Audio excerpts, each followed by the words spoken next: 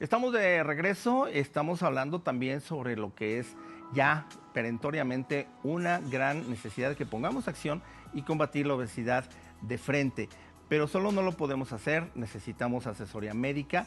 Para eso, bueno, tenemos aquí a un médico especialista en nutrición clínica y bariatría, quien nos va a poder guiar y llevar de la mano. Pero al mismo tiempo tenemos algunos suplementos alimenticios.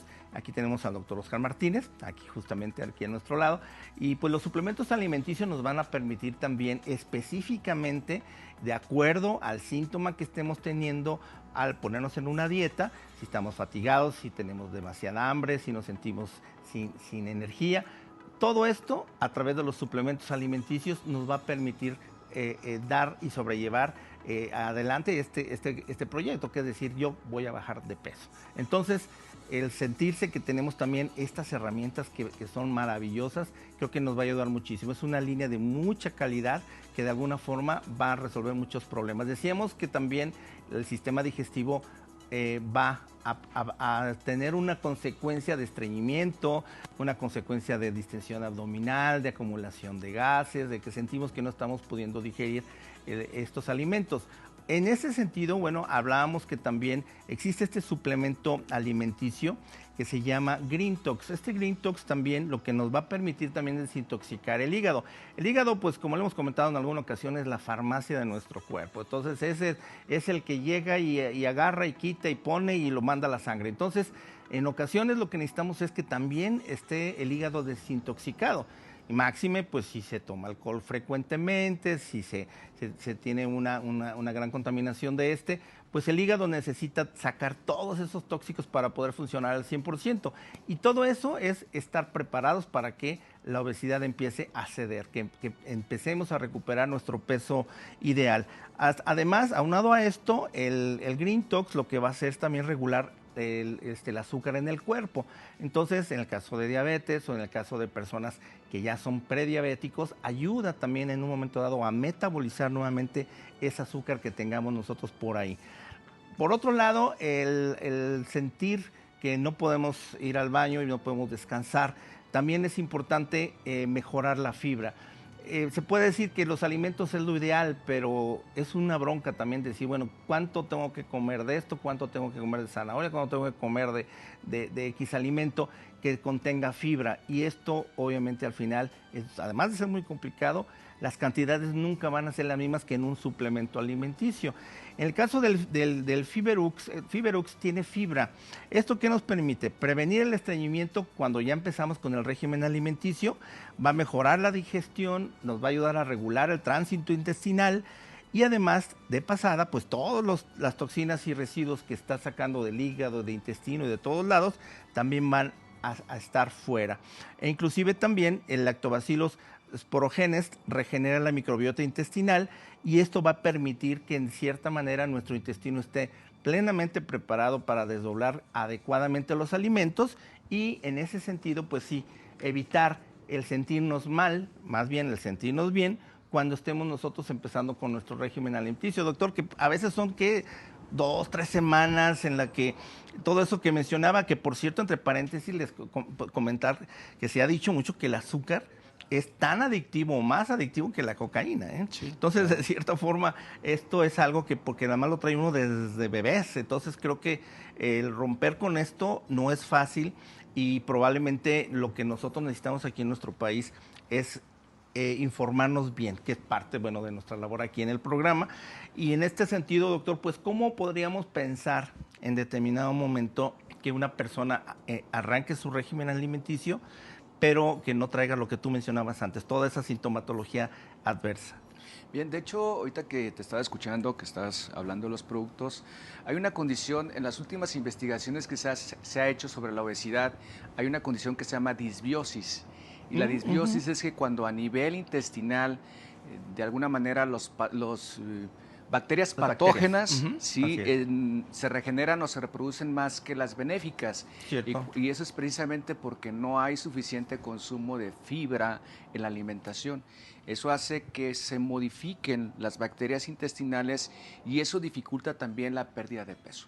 Ok, Hay una relación por directa. supuesto. ¿Por qué? Porque a nivel intestinal no se produce ese equilibrio que debemos de tener y en consecuencia el paciente tiene ansiedad y compulsión de seguir comiendo. Por supuesto. Porque come, pero no lo aprovecha. Y aquí la parte más importante de la nutrición no es lo que te llevas a la boca, sino la energía que entra a la célula.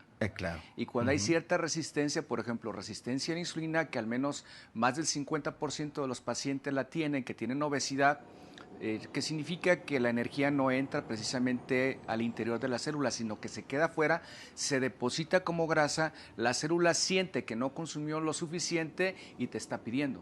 Correcto. Sí, porque un exceso Con de algo razón. representa la carencia de otro algo. Es decir, Exacto. si te está pidiendo azúcar, almidón, aunque lo estés consumiendo, lo consumes de manera inconsciente para saciar a lo mejor esa necesidad, pero es una necesidad, pero también es una necesidad de tipo metabólico, en base a la respuesta que tu cuerpo te está dando, porque la célula no está consumiendo energía. Entra aquí, pero no entra acá. No entra. Ok, fíjate Entonces qué se forma interesante. como un círculo vicioso. Claro. Como para compensar la energía que yo siento que necesito, pero no entra esa energía en la célula. Se deposita como grasa, entonces me pongo a dieta, me siento peor. ¿Y aquí qué sucede? Que sí o sí va a haber sintomatología, estés a dieta o no estés a dietas. Con sobrepeso vas a tener de alguna manera que asumir las consecuencias de tener sobrepeso. Claro. Hemos hablado de las consecuencias del sobrepeso, como el síndrome metabólico, hipertensión, etcétera, etcétera. Pero sin sobrepeso, es decir, someterte a un régimen alimenticio siempre es una agresión para tu cuerpo. Exacto. Porque ya está una programación de tipo psicológico, de tipo metabólico y vivimos en una sociedad de hábitos obesogénicos. México es obesogénico. Vaya que sí, muchísimo. Entonces, ¿no? los hábitos que tenemos los mexicanos, regularmente el mexicano come mucho y come mal. Cierto, los antojitos y la Así es, dieta que le llaman. porque ¿no? también a nosotros como médicos y en la formación nos han enseñado que la nutrición equilibrada es 50, 30, 20, pero eso es para una persona que no tiene sobrepeso. Si a una persona que tiene sobrepeso le das ese equilibrio de 50% de carbohidratos, 30% de grasas, 20% de proteínas, pues a lo mejor le sirve como mantenimiento o inicialmente baja, pero después, ¿qué sucede? Que tu cuerpo tiene periodos de autocompensación. Y tiene memoria metabólica. Así como no tiene la capacidad de subir 30 kilos de manera súbita, subes de manera escalonada. Pero también para bajar, bajas de manera escalonada. Bajas 10 kilos, te atoras, te estancas, te desesperas, entras en frustración, abandonas el tratamiento. ¿Y qué sucede? Que los 10 kilos que perdiste los vas a encontrar. Sí, lo recuperas. Los vas a encontrar claro. Y no solamente 10, sino que la tendencia, porque muchos pacientes me dicen, es que mejor no me pongo a dieta porque voy a rebotar. No, el rebote sí o sí es el hábito alimenticio que tienes establecido.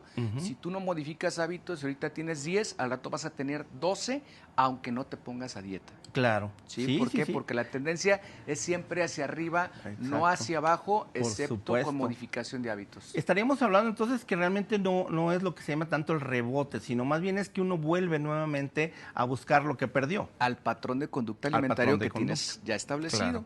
Lo que te decía, es como desaprender lo aprendido para volver a aprender. Y a veces no queremos aprender.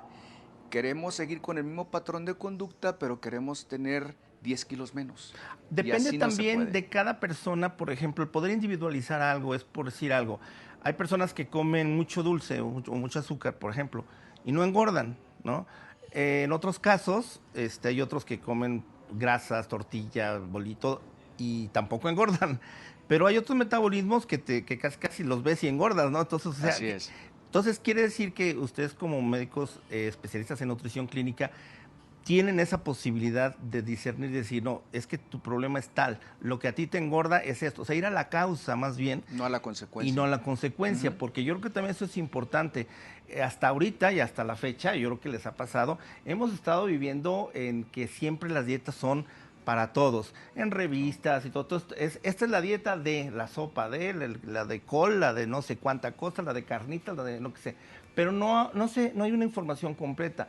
Y los mismos médicos de otras especialidades, yo me acuerdo, y muchas veces lo saco a colación, que antes algunas empresas farmacéuticas que manejaban inclusive productos para bajar de peso, muy dañinos por cierto, ¿qué era lo que hacían? Llevaban un blog con dietas y entonces el médico arrancaba la hoja y decía, póngase dieta, ahí está, sigue esa dieta y luego viene conmigo. Eso se llegaba. Entonces, realmente, ¿dónde estaba el conocimiento? ¿Dónde está la individualización? Aquí, en algunos casos, muchos médicos llegan al punto de decir, lo que usted necesita es ponerse a dieta, y lo mandan a la guerra solo. Entonces, en realidad, creo que hay una falta de integridad o de integración entre lo que son los médicos que, digamos, que manejan cualquier tipo de especialidad y los médicos nutriólogos. Este celo y esta parte de a lo mejor yo no sé ni quiero que me digan lo que tengo que hacer, ¿no? Es el famoso ego. Probablemente es lo que nos está dando un poquito esa divorcio entre una especialidad y otra, que obviamente, ¿qué es lo que va a pasar? Lo que está pasando. Que el parte del problema es esto. Parte del problema, el hecho de que México sea el número uno de los mejores en obesidad, ¿no? Que no soy los mejores entre comillas, es precisamente porque en todos los frentes que hay médicos, realmente la gente rebota y muchos pues nos desespera, viene un alto grado de frustración, ansiedad, angustia, etcétera, etcétera, y entonces se opta por decir, no, mejor me la llevo tranquila y ahí lo dejo, ¿no? Entonces, creo que también es importante este punto, doctor, y porque podríamos nosotros pensar que hace muchísima falta de una mayor interacción y una mayor presencia de los médicos especialistas en nutrición clínica. Creo que deben de salir de sus sesiones, doctor, y mejor ir a meter a los pacientes, que es ahí donde necesita la sociedad aprender, ¿no? ¿Qué opinas de esto, Bien. doctor? Uno de los aspectos más importantes es que el paciente lo tienes que ver de manera integrativa, o sea, Okay. el paciente como un todo. Tiene que tener una valoración médica para ver qué consecuencias y secuelas tiene precisamente de la obesidad. Es decir, le tienes que hacer medición de estudios de laboratorio para ver si no tiene resistencia a la insulina, para ver si no tiene problema tiroideo, etcétera, para ver si no tiene una causa secundaria de la obesidad. La causa primaria es malos hábitos y sedentarismo. Y causa secundaria sería con una causa metabólica. Así es. Valoración médica, valoración nutricional, precisamente ver esos aspectos nutricionales que le hicieron subir de peso. Es decir, analizar qué desayuna, qué come, qué cena. Su rutina, claro. Y tenemos que hacer un diario de alimentos, porque el paciente lo que no ve, no lo contabiliza. Es decir, lo tiene que anotar. Ya. Sí, si se comió una tortillita, una paletita, aunque le ponga el nombre tal diminutivo, cual un control, pues, anotado. ¿no? Un pozolito, sí, sí, y luego llegar al confesionario contigo, ¿no? Decir, oye, aquí están mis pecados, ¿no? Híjole, entonces, pues, se hace un diario de alimentos con la intención de concientizar al paciente qué es lo que se lleva a la boca. Ya. Tu valoración médica, nutricional. Y aquí en el aspecto nutricional es que el paciente no hay que darle un plan alimenticio de medición de calorías. Porque el problema no son las calorías, inclusive una nueva ley del etiquetado, ¿sí? De que el pan tiene mucho sodio, mucho azúcar, muchas calorías, sí, pero nunca he visto un etiquetado en una torta ahogada. No, ni nada, tampoco en absoluto. Lo he visto en los tacos de la que noche. Ni la pongan, doctor. Sí, no viene el etiquetado. Sí, claro. Entonces, ¿qué sucede? Que es como un autoengaño, que etiquetando los alimentos va a haber conciencia. La conciencia es personal. Perfecto. Y se necesita voluntad para tener modificación de hábitos alimenticios. Híjole, no, es todo muy complejo, todo un show. Regresando del corte, vamos a hablar también de cómo el aumento de las grasas y esto obviamente como una consecuencia atrae las enfermedades cardiovasculares, siendo el infarto la causa de muerte número uno en nuestro país y en el mundo, como también a través de lo que dicte el doctor, pero a través de los suplementos alimenticios, vamos a poder también prevenir durante este proceso este tipo de problemas como son las enfermedades cardiovasculares. Regresamos, nos vamos al corte y no tardamos absolutamente nada.